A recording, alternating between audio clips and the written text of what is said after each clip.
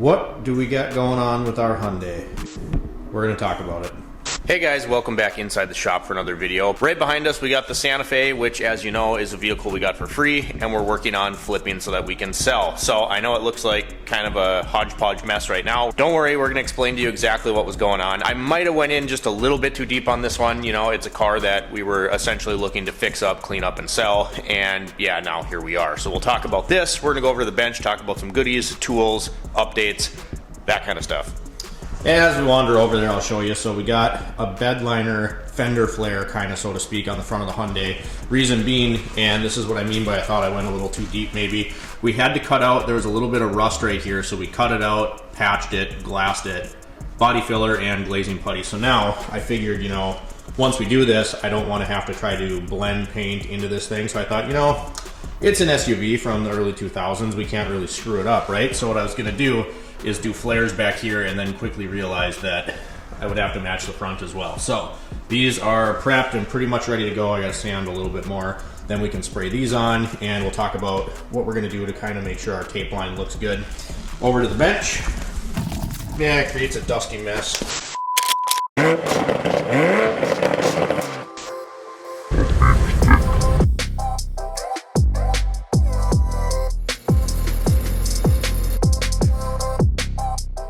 Wanted to go over a few goodies really fast. We're just kind of hanging out. It's the weekend.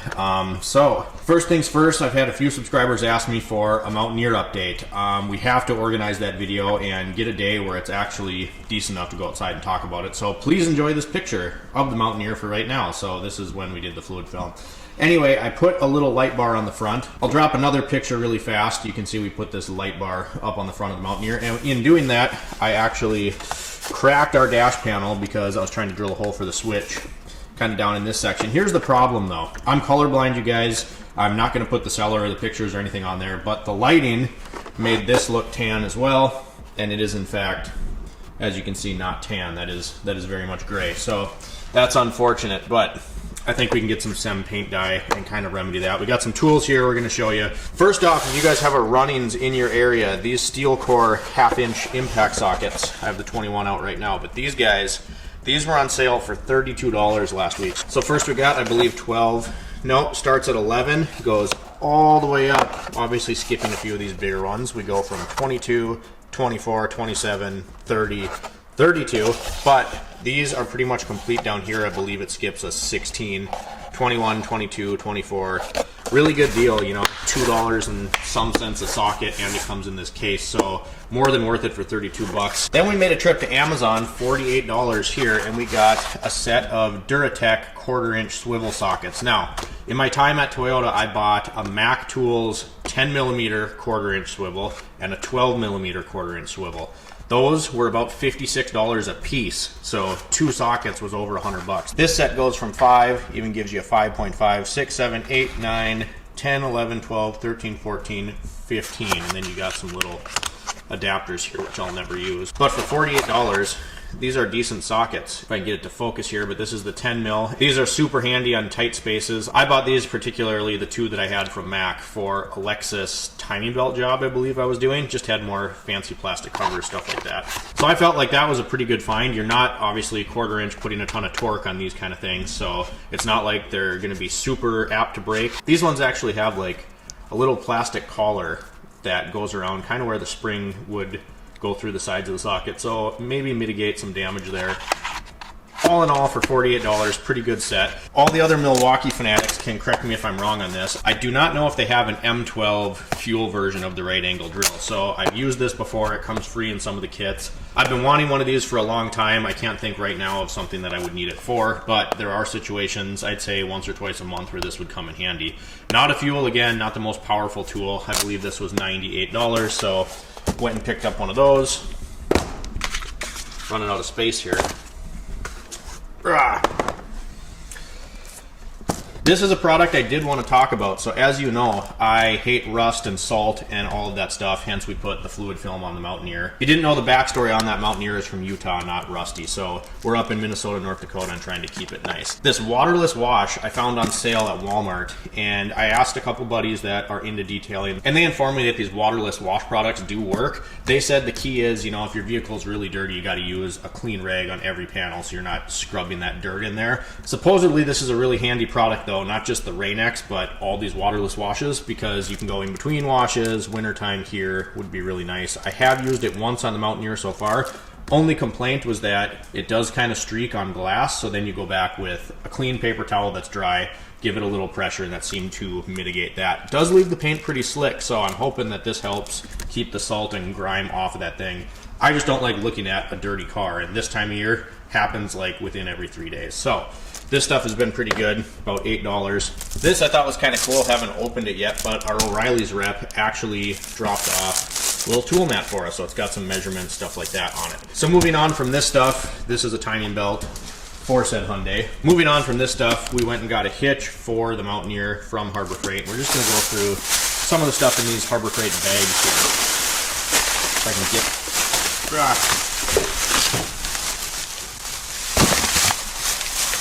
Bear with me a second. So we did go ahead and just get some consumables that we need. This electrical tape, you get how many rolls in here? Not even sure.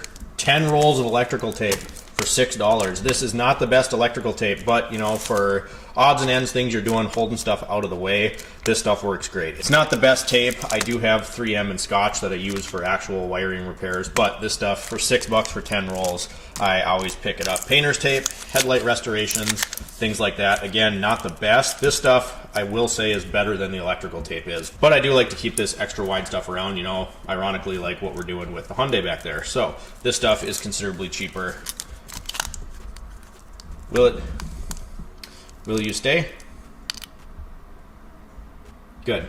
Okay, then this stuff is pretty interesting. This is liquid tape, so it's actually essentially like a pasty, a liquid electrical tape, and you can kind of see how they're using it there in that picture. I like this in an instance where I think the electrical tape could unravel and come undone, you know, kind of harsh conditions like that. You could use this, let it cure, and then put tape over it, you know, heat shrink, whatever you're going to do, but there are instances where this stuff is really handy, so I like having a bottle of that around.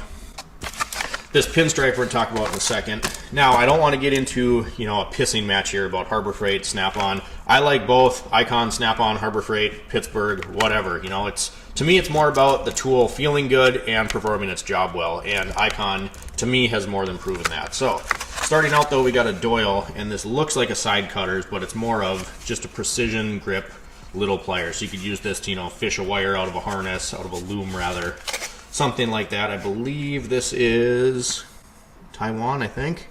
Yep, made in Taiwan. So most of the time, Taiwan's significantly better than China. Then moving on, we got a couple Icon pliers here. The first one I picked up was this short 8-inch hose plier. So vacuum lines, coolant hoses, stuff like that. It's got a short handle. Reason being, every hose plier I have from Snap-on, Blue Point, Pittsburgh, they all have really super long handles, which takes away some of the leverage, some of the grip.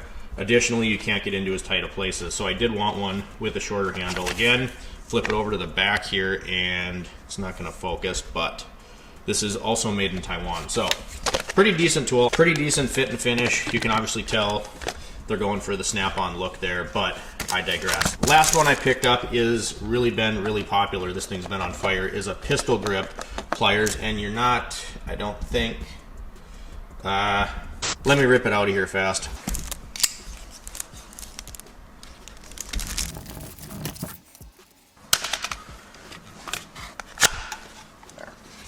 Alright, so like I said, pistol grip pliers.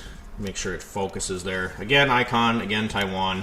And again, you can see who they're trying to copy there. I apologize if this focus isn't going to pick up super well. Anyway, we got really nice grippy teeth in there. What I like about this is if I push it this way, there we go. Okay, now it's going to focus if I don't move it too much. But what I really like here is you can see the teeth that run in the front side of this pliers here as well. So really easy to grab the tip of things, you know, fasteners that are holding splash shields on, stuff like that get rounded off. This is actually going to be able to grip them like this way, and you can twist kind of like you would on a BAM plier. So anyway, that's kind of our little tool haul slash consumable items haul that we got from Harbor Freight and various other places. Just a few things I wanted to talk about. This is a perfect example of one stall and wintertime creating complications here. The plan the rest of the day is to get the Hyundai done, which means to get our fender flares painted with the bed liner on the rear of the vehicle. But I did that, and then we cut out, patched, glassed, and bondoed the rust that was in the back, right? So it's wintertime. I can't exactly pull this thing outside, let it cure, because that's going to mess it up. It's way too cold outside. So I had to leave it sitting here overnight. Can't really do that during the week because we have other customer cars and it's our only hoist. So anyway, my plan today, now that it's dried overnight and is cured, is to get all 4 of these painted the exact same. Then we're gonna have to leave it in here so the bed liner on the rear flares can dry. That being said, let's flip you around and show you what everything looks like so far. And everything makes a mess in here. So you can see on this side, the hole, you actually, anytime you do body work, and I'm not a professional body guy, you guys, I've done a lot of different body work projects. One thing I've learned through doing them is when we saw this rust patch that we made, it was about this big, but you start tapping on this panel with a hammer and you find that there is a lot of bad metal in here. So if your hole is that big, you're gonna end up cutting and patching quite a bit bigger. After we get our patch in there, we used a fiberglass resin, and then this is actually just normal Bondo, and this is our glazing putty. So it's not going to be perfect. I got to sand a little bit more here to get our bed liner to stick, and then we just have a rough outline right now, and the plan is to use the pinstriping to kind of clean up this edge here. So I might set you up and see how that goes on the front, and then I'll come back, clean these, and we'll try to get this ready to finish up. So this is the pinstripe that we're going to be using, and I aged myself because I remember buying this stuff at Napa when I was in high school, and they don't even stock it anymore. They have to special order this now. But now you can see our flare goes up and all the way around down to the bottom trim section there on the car. So this is actually Herculiner. Again, we're selling this thing. I didn't spend a ton of time. If this was my vehicle, I would use Monster Liner. It's a far superior bed liner product. Herculiner's okay, but you can see the line looks pretty clean up through here, nice and even. And then we start to get back here, and you can see some of those harsh tape lines. So my plan is to use this pinstripe and just kind of follow along this edge and just clean that up a little bit. Again, is this really worth doing on this vehicle that we're just planning to flip and sell? I'm not sure. I thought fixing that rust in the back would make it sell better, so let's get this done.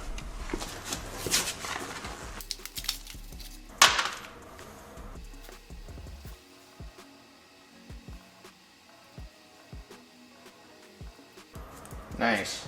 Sticking. Well, we're going to start that again. I don't have enough patience for this kind of stuff, you guys. This is already starting to make me feel like this was a bad idea. Oh, Lord help me. This is going to look terrible. Maybe if I start on this side. Oh, I think it's working. Okay.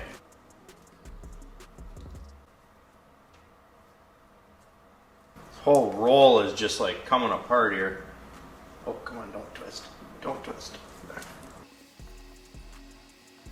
If you professionally apply this stuff, I have a lot of respect for you, because this is not my strong suit.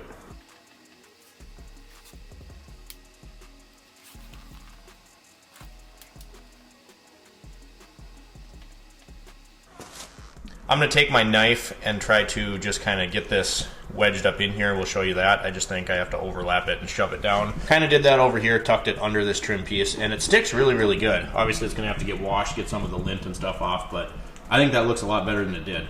There, we got the corner of it tucked in there. I think that looks pretty good. I don't know, maybe it's just me, but it makes it look like it's actually supposed to be there.